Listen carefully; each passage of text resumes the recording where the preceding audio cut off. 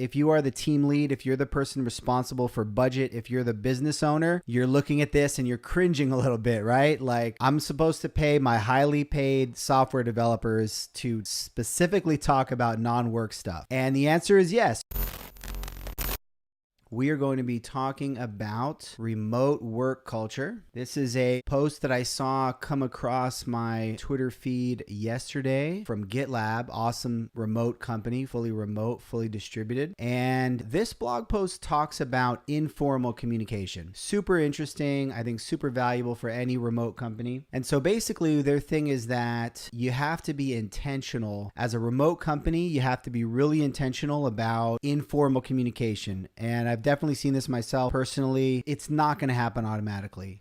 Informal communication just will not happen. People that are working remotely are going to feel, pressure anytime you're on a call or anytime whatever to just keep it focused on work, to be productive, and to their own detriment in the sense of really building relationships. And obviously one of the great things about having a non-remote team and a team that's local to each other is all the informal stuff that happens, the water cooler talk, all of that stuff. So as a remote company, of course, there's a ton of benefits to being remote. But one of the things you got to work harder on is how to cultivate those social connections. So I'm going to get into some of the specifics here. They have a lot of really, really great specifics on how they do things. So they've got their daily video call. Most people have something like this. So that's pretty standard. Breakout calls. So following the company call, everyone breaks into small groups for 10 to 15 minutes, 10 to 15 minutes to talk about non-work related topics. Look at that. Look at that. Non-work related. So if you are the team lead, if you're the person responsible for budget, if you're the business owner, you're looking at this and you're cringing a little bit, right? Like, I'm supposed to pay my highly paid software developers to specifically talk about non-work stuff. And the answer is yes, because if they were in that work environment, in that water cooler, they would spend the 7 minutes, the 3 minutes, the whatever it is, talking about non-work stuff at the water cooler, right? And so you have to replicate that. And by being intentional about these small, it's a small chunk of time. It's not 4 hours. By being intentional about that, I think you're going to get massive productivity gains during the times when they're actually working, right? This is awesome too. This unconference, an in-person week-long event where we bring the entire company together in one location to get to know each other better. A lot of remote companies will do like a week, we'll do like a yearly in-person, maybe it's like a vacation type thing or a retreat. They'll do like a retreat. And I love the idea of an unconference specifically. An unconference is sort of a specific thing. It's sort of like a retreat, but it has a little more structure to it where you are probably suggesting,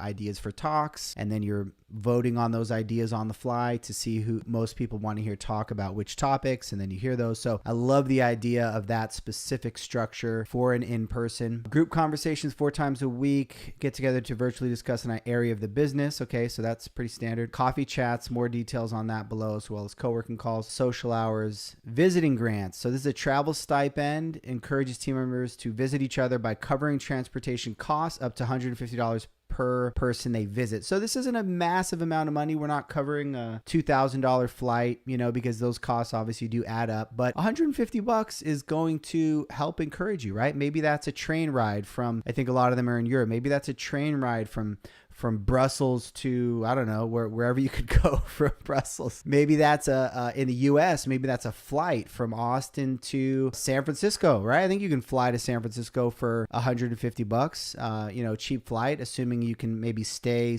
maybe you have a place to stay so you don't have to pay for a hotel or whatever. So that's a cool thing. It's a small thing, but it's encouraging things in the right direction. Encouraging meetups is obviously smart. CEO House is super interesting. Members can get together in Utrecht, Netherlands, at the CEO's Airbnb free of charge. That's nifty, of course. If your CEO has a fancy Airbnb, Slack, Zoom. And then the last thing I wanted to talk about were these coffee chats. These are, again, places where they're intentionally encouraging social chats that are not necessarily work related. So you can schedule a coffee chat, and the idea is just to literally talk about coffee or share a coffee, talk about everyday things, share a coffee, tea, or favorite beverage, make friends, build relationships. So specifically, hey, we're encouraging you to take however long these are. Are these an hour or 15, 30 minutes, whatever these are, to literally sit down and talk with somebody over coffee remotely. Like, how cool is that? That's a great idea. Like, I want to start doing this. I